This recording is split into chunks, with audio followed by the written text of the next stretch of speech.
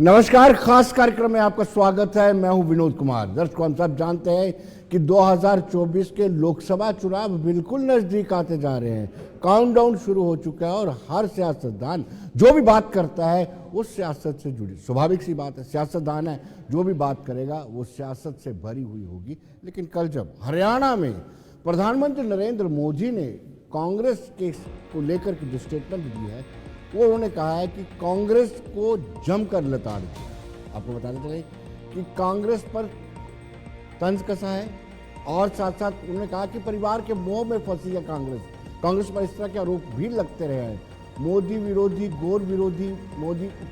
उन्होंने ये कहा है कि विपक्ष पर जमकर गरजे हैं पीएम मोदी, और साथ साथ उन्होंने कहा है कि कांग्रेस परिवार के परिप्रेक्ष्य में ही काम करती है, एक परिवार के इर्द गिर्द ही काम करती है।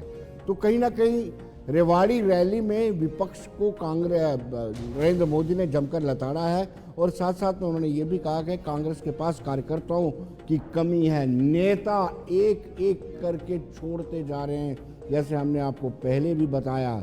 उन्होंने कहा कि कांग्रेस का ट्रैक रिकॉर्ड परिवार और देशवासियों के हित से ऊपर रखना है, और कांग्रेस पर उन्होंने जमकर आलोचना किया और कहा कि उनकी नीयत भी ठीक नहीं है, देश के प्रति, राष्ट्र के प्रति उनकी नीयत पर संदेह प्रधानमंत्री नरेंद्र मोदी ने जताया है। पहले बताते हैं कि प्रधानमंत्री नरेंद्र मोदी ने एक्चुअल में कहा क्या है। इसका ट्रैक रिकॉर्ड देश की आधे से अधिक आबादी को दशकों तक छोटी छोटी जरूरतों से दूर रखना का है, तरसाने का है।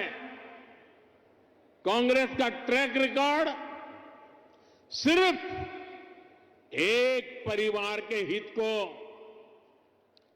देश और देशवासियों के हित से ऊपर रखने का है। कांग्रेस का ट्रैक रिकॉर्ड इतिहास के सबसे बड़े घोटालों का है। कांग्रेस का ट्रैक रिकॉर्ड आतंकवाद और अलगाववाद को बढ़ावा देने का है। कांग्रेस का ट्रैक रिकॉर्ड सेना और सैनिक दोनों को कमजोर करने का है। ये बातें याद रखनी जरूरी है, क्योंकि आज भी कांग्रेस की टीम वही है, नेता वही है, नीयत वही है, और उन सब की निष्ठा एक ही परिवार के लिए है। तो नीति भी तो वही होगी जिसमें लूट है। दर्शकों, आपने पैनलिस्ट से मिलाने से पहले एक मरतबा फिर जो दर्शक अभी अभी हमारे साथ जुड़े हैं हमारे कार्यक्रम में, उनके बता दूं कि किस तरीके से प्रधानमंत्री नरेंद्र मोदी ने क्या क्या तंज कसा है। उन्होंने कहा कि एक ही परिवार के मोह में फंसी है कांग्रेस, यानी गांधी परिवार, जिक्र किए बिना स्पष्ट कर दिया है कि एक ही परिवार के मोह में फंसी है कांग्रेस। सबसे दयनीय दौर से गुजर रही है पार्टी, यानी कांग्रेस सबसे दयनीय दौर से गुजर रही है। नेता एक एक करके छोड़ करके जा रहे हैं, ये सब लोग जानते हैं, दर्शक भी जानते हैं किस तरीके से नेता एक एक करके छोड़ करके जा रहे हैं। कांग्रेस के पास अपने कार्यकर्ता तक नहीं बचे हैं। ये तो कह रहे हैं कि बूथ एजेंट वो बनाने हैं जो कुत्ते की तरह भौंक सके, लेकिन ये आरोप प्रधानमंत्री नरेंद्र मोदी का है कि अब तो कार्यकर्ता भी नहीं बचे हैं। एक तरफ कांग्रेस का कुशासन और दूसरी तरफ भारतीय जनता पार्टी का सुशासन, ये उन्होंने तुलना की है दोनों के कार्यकाल की, यूपीए और एनडीए के कार्यकाल की तुलना की है। उन्होंने कहा कि कांग्रेस का ट्रैक रिकॉर्ड परिवार को देशवासियों के हित से ऊपर रखना है, यानी उनकी सोच जो है परिवार को देशवासियों से ऊपर रखनी है। घोटालों का सेना और सैनिक दोनों को कमजोर कर रही है, यानी उनके घोटाले जो उनका भी जिक्र किया है। कांग्रेस की नीतियों में लूट और भ्रष्टाचार है, और आखिर में उन्होंने कहा है नेता वही, नीयत वही, निष्ठा एक ही परिवार के प्रति। ये बहुत गंभीर और संगीन आरोप लगाए हैं। दौर है, जैसे आप सब जानते हैं कि ये दौर है बिना लोकसभा चुनावों का दौर है और मैंने कहा था कि काउंटडाउन शुरू हो चुका है, कभी भी एमसीसी यानी मॉडल कोड ऑफ कंडक्ट लागू हो सकता है। इसलिए जो भी बयानबाजी होगी वो लोकसभा चुनावों से जुड़ी होगी और एक दूसरे के आरोप प्रत्यारोप से बंधी होगी। शुरुआत करेंगे, जयदेव रजवाल जी हैं भारतीय जनता पार्टी से। रजवाल साहब आपका स्वागत है। अभय बकाया जी अपनी पार्टी से, अभय जी आपका भी स्वागत है। जगदीप सिंह कांग्रेस के प्रवक्ता हैं, आपका भी स्वागत है। वीरेंद्र सिंह सोनू पीपल्स डेमोक्रेटिक पार्टी से ताल्लुक रखते हैं। क्योंकि इल्जामात सारे के सारे कांग्रेस पे लगाए हैं तो स्वाभाविक सी बात है पहला अवसर जगदीप सिंह जी को ही बनता है। जगदीप सिंह जी, आप इन बयानों को कैसे देखते हैं? सच तो इसमें दिख ही रहा है।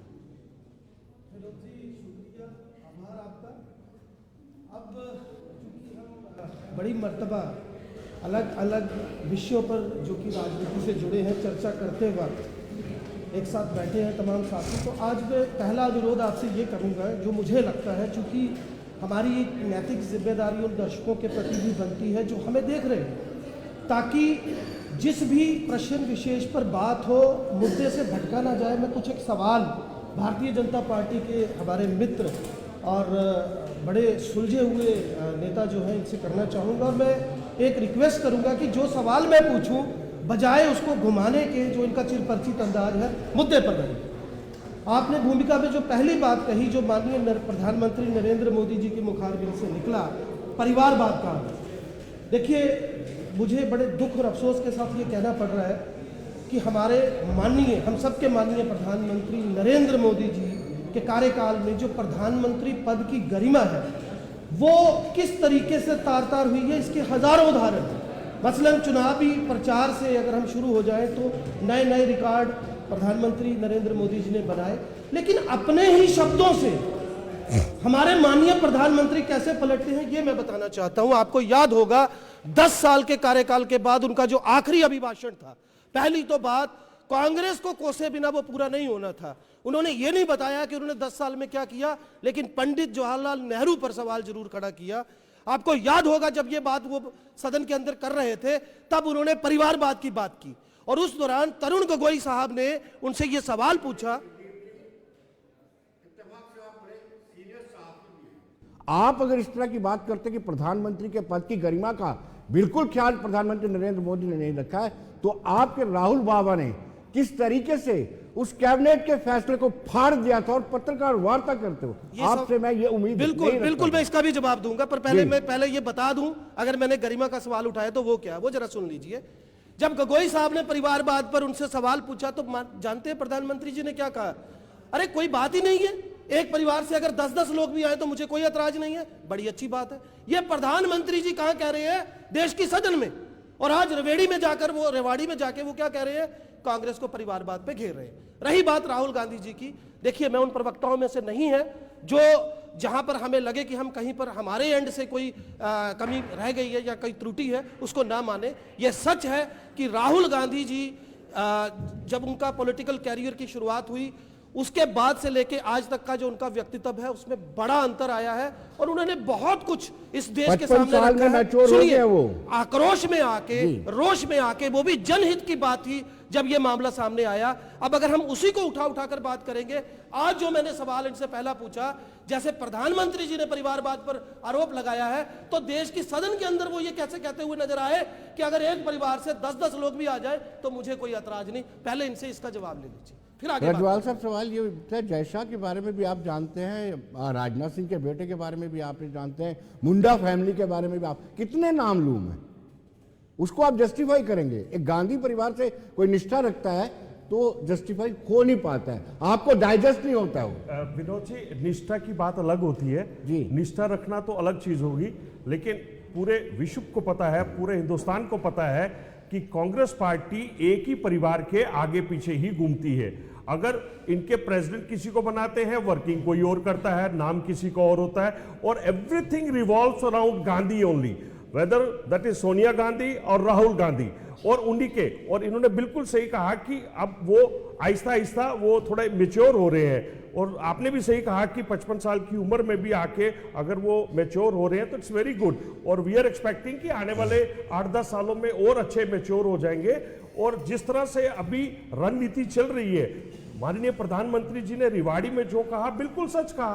वो सबको मालूम है कि कांग्रेस पार्टी परिवारवाद को लेकर ही चलती है और everything revolves around their family only. If you talk about any of the Gandhis, Nehru ji से स्टार्ट कर लीजिए और नीचे सब तक अभी तक जो राहुल गांधी तक, why everything is revolving around Rahul Gandhi? This is not happening with Bharatiya Janata Party. Bharatiya Janata Party, we are not saying कि किसी फैमिली के, आपने राजनाथ सिंह जी के बेटे की बात की या उसकी बात की, we are not talking, it's a particular family, the things are revolving around that. और उसका खमियाजा ये जबरदस्त तरीके से भुगत रहे हैं और तब भी इनकी आंखें नहीं खुल रही। तो ना खुले अच्छी बात है, आने वाले दिनों में ये और क्लियर हो जाएगा कि जिस तरह से ये अभी इलेक्शंस कैंपेन चल रही है, जिस तरह से पूरे हिंदुस्तान में माहौल बना हुआ है, everybody is in favour of that भारतीय जनता पार्टी और नरेंद्र भाई मोदी जी के लिए सब लोग चाहते हैं कि जल्दी से इलेक्शन अनाउंस हो और माननीय प्रधानमंत्री नरेंद्र मोदी जी तीसरे टर्म में भी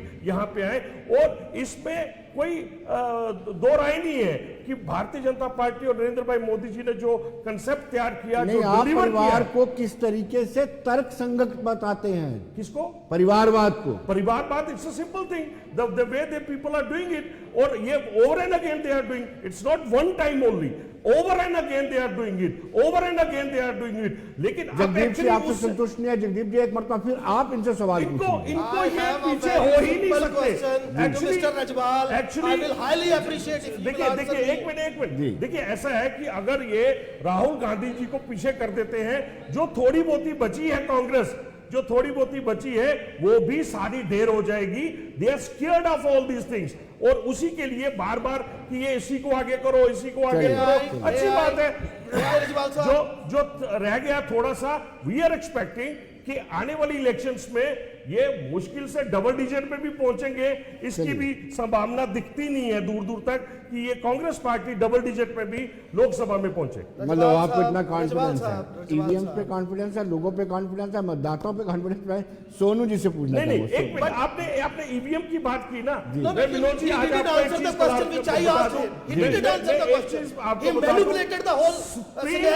मैं दिखाता ना, जब सुप्रीम कोर्ट ने कहा कि आके जिसको आप भी पर मैनिपुलेट करने का रोक है, लेकिन सोनू जी आप पर भी, वो उनको दिखता नहीं है।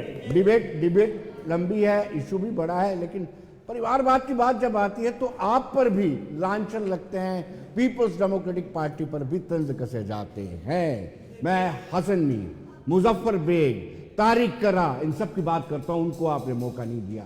मुफ्ती तसद्दुक मुफ्ती, महबूबा मुफ्ती, इस परिवार के बाद आप नहीं निकले क्योंकि पार्टी उन लोगों ने बनाई थी आपको, आप उनके देनदार हो, आप उनके कर्जदार हो। मैं जवाब दे दूं जी देखिए, ऐसे है कि वो कत्ल भी करें तो चर्चा नहीं होती, हम आह भी भरें तो हो जाते हैं बदनाम। जी अब देखो, मेरे भाई हैं मित्र रजवाल साहब, इन्होंने बड़े अच्छे तरीके से अपने परिवारवाद को ढक लिया। इनको कोई इतराज नहीं है एक परिवार से 10 लोग आ जाए, लेकिन इनको इतराज है, जैसे आपको भी इतराज है, जैसे आपने बात की हसन मीर साहब की, आपने बात की मुजफ्फर हुसैन बेग साहब की, आपने बात की तारिक करा साहब की, आपने बात की। बड़े नेता हैं वाकई में। जब पीडीपी बनी, ये मुफ्ती साहब के साथ थे, फिर जब मुफ्ती साहब के साथ थे, पीडीपी बनी, मुफ्ती साहब चीफ मिनिस्टर बने, तो ये तीनों को कैबिनेट मिनिस्टर बनाया गया। मुझे बताइए ना, तीनों लोग तो कैबिनेट मिनिस्टर बने। हसन मीर साहब तो उससे पहले को अध्यक्ष बनने का, पार्टी की कमान संभालने का सुनिए, कोई अवसर नहीं दिया गया। क्या इस काबिल नहीं थे? इतिहास को पढ़ के देखिए, मुजफ्फर बेग हुसैन साहब पीडीपी के प्रेसिडेंट रहे हैं मुफ्ती साहब के चेयरमैन बनने के, चीफ मिनिस्टर बनने के बाद। हम पढ़ते नहीं, हम देखते नहीं है। बेग साहब पार्टी प्रेसिडेंट रहे हैं। उसके बाद जब बेग साहब ने खुद कहा कि मेरी सेहत मुझे इजाजत नहीं देती कि मैं 2 पोर्टफोलियो पर काम कर सकूं, तो आप लाइए। और ये मुफ्ती साहब ने फैसला नहीं किया महबूबा मुफ्ती जी को पार्टी प्रेसिडेंट बनाने का, ये पार्टी की जनरल काउंसिल ने फैसला किया। हम यही तो एक बात है जो हम समझना नहीं चाहते। ये पार्टी की जनरल काउंसिल, उसका मैं भी मेंबर था। हम लोगों ने ये फैसला किया जनरल काउंसिल ने कि हमारी जो पार्टी अध्यक्ष हैं वो मैडम महबूबा साहब। जनरल काउंसिल को भी बाकी कोई और नजर नहीं आया। नहीं, जो जनरल काउंसिल को अच्छा लगा, बहुत सम्मति से फैसला हुआ, तो वो किया गया। लेकिन जिस तरीके से रजवाल साहब ने पर्दादारी किया, वैसे ठीक उसी तरीके से आप भी अपने परिवारवाद को जस्टिफाई कर रहे हैं। मैं आज के मुद्दे पर आ जाता हूँ। हमारा कोई परिवारवाद नहीं। मैंने पहले भी कहा, महबूबा मुफ्ती साहिबा को एमएलए लोगों ने बनाया, तो चीफ मिनिस्टर एमएलए ने बनाया, वो घर से पर्ची लेके नहीं आए।